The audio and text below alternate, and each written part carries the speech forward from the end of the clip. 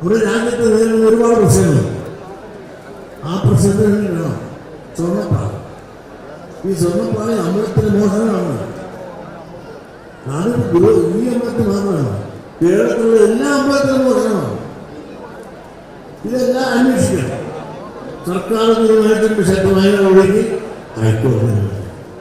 എന്നിട്ടും അസംബ്ലിക്കാണ് അടിപൊളി നടത്തുന്നതിന്റെ ഉദ്ദേശം ചർച്ച വെച്ചു.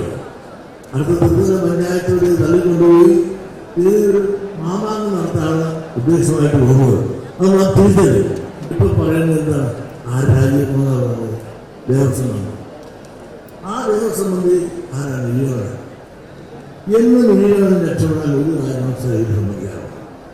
ആ സമയത്താണ് ഈയോനായി ഏത് പാർട്ടി വേണമെന്നാലും ഉടനാണ് ഈയോനാണ് സമ്മതിക്കുന്നത്. അദ്ദേഹത്തെ അവിശ്വാസം കൊണ്ട് പ്രാധാന്യം. അദ്ദേഹം ഉണ്ടായിരുന്ന കാലത്തല്ലേ നമുക്ക് എല്ലാവരും വിദ്യാഭ്യാസമാണ്.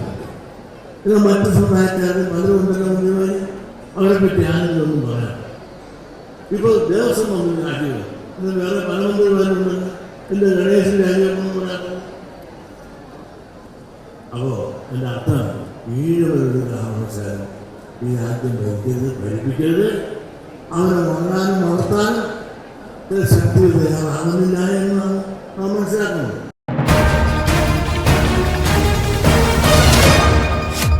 MC ന്യൂസ്, കനേഡിയൻ മലയാളികളുടെ വാർത്താജാലകം.